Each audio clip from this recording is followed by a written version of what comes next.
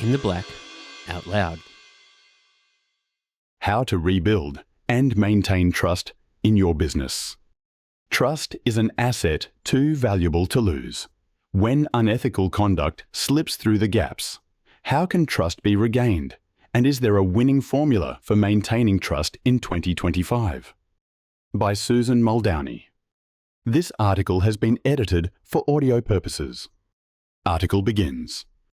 When Nobel Prize-winning economist Milton Friedman penned his influential essay, "The Social Responsibility of Business is to Increase Its Profits," he included a vital caveat that many leaders can appear to overlook.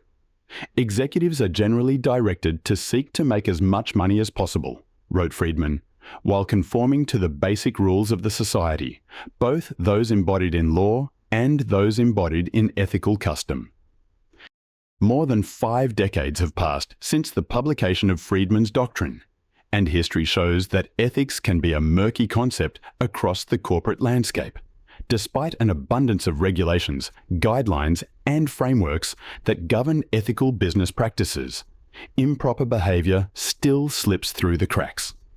From high-profile confidentiality leaks in professional services to investigations into allegations of price gouging by major supermarkets, wide-scale data breaches, and allegations of greenwashing and sexual harassment across multiple sectors. It is little wonder consumers can lose trust in organizations. But trust is a prized commodity that few can afford to lose. Research from Deloitte shows that trusted companies outperform their peers by up to 400%, and that customers who trust a brand are 88% more likely to buy from it again. The research also shows that almost 80% of employees who trust their employer feel more motivated at work. Trust can be hard to win, easy to lose, and painstaking to regain. With current economic and social conditions creating a perfect storm for its decline, is there a winning formula for maintaining trust in 2025? When trust is at risk. Karthik Ramanna, Professor of Business and Public Policy at the University of Oxford's Blavatnik School of Government and author of The Age of Outrage, says 3 key factors put trust at risk in 2025.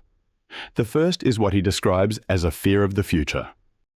The technological disruption of artificial intelligence, as AI, promises to be at least as disruptive, if not more, as social changes brought by the Industrial Revolution, he says. Add to that concerns around climate change and shifting demographics, particularly in the Western world. When people look ahead to the next few years, they realize it's going to look very different from the world we've become used to. A second factor in declining trust, says Ramanna, is that some people feel they're getting a raw deal. If we have fear of the future, but we have deep trust in our leaders, government institutions, and business institutions, perhaps people wouldn't be as anxious and outraged as they are, he says. But in many societies, and again particularly in Western societies, people feel that they've been handed a raw deal by their leaders and their institutions. The third factor for declining trust is a polarizing sense of us versus them. There is a growing sense of othering and less of the tolerance and willingness to see a lack of trust as a global humanist project.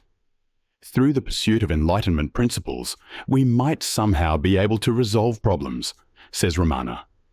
Earning trust. Trust may be easy to lose, but how is it earned? Rachel Botsman, a leading trust expert and author of How to Trust and Be Trusted, says earning trust comes through a balance of capability, such as the quality of products or services, and character, which comprises qualities like integrity and compassion. The weight of that balance is changing, says Botsman. In the past, businesses could be very capable in their products and services, and their brands would be strong. But now it's the character of those organizations and those leaders that is in question, largely because of the current visibility into the way that they work and the way products and services are sold. I think integrity has become the most important trait for organizations, Trust really breaks down when people no longer believe that the interests of that organization or that leader are aligned with their best interests. That's where you get the friction, and that's where many organizations run into trouble. Ramanar adds that earning trust requires making commitments that companies can deliver on and ensuring that those commitments align to the core business. If you are an oil company, for example, then what really matters to customers is the climate, he says. If you have no strategy on dealing with the climate, and instead your social engagement is on ancillary things, then people will look at this and say, oh, that's just some sort of greenwashing. Keeping the faith. When trust is put at risk or lost, how can leaders fix the problem? Nino Tesoriero, Chief Counsel at Ogilvy PR, which specializes in crisis communications, says honesty is always the best policy. The most important thing is to be 100% honest in where you've gone wrong and acknowledge it, he says. I often find that that's the hardest part. Leaders often don't see what the perception is of their business. When there is a perceived break in trust, they need to try to see what it looks like from the outside. If you're going to restore trust and learn how you ended up in this position, you need to understand how other people see you. Rebuilding trust often depends on how it was lost, says Botsman. It's often easier to regain trust if the problem is on the capability side, she says. If there is a product flaw, for example, procedures can be changed to ensure it doesn't happen again. But if you look at most trust crises, they tend to sit on the character side. It is usually a behavior problem, where someone has made a decision based on incentives or for their own personal gain, says Botsman. When trust is damaged in this way, it is very hard to recover from, and the mistake most organizations make is to blame it on a capability problem. They might blame an algorithm, for example. Tesoriero agrees. The pitfall is that when organizations encounter a serious issue or a crisis, they're not always focused on unraveling what the problem was to ensure that it never happens again. When leaders acknowledge how trust was lost, Tesoriero says, they must clearly explain how they will fix the problem. You can't just restore things to how they were, he says. You need to go above and beyond.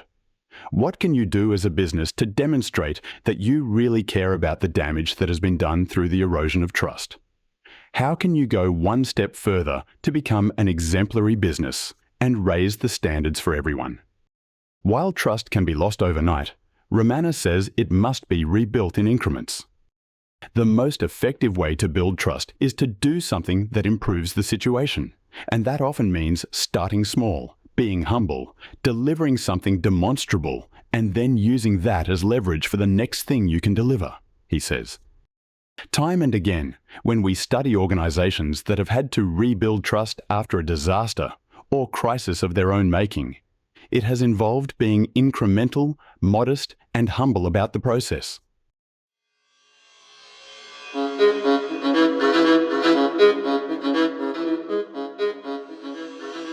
In the Black Out Loud.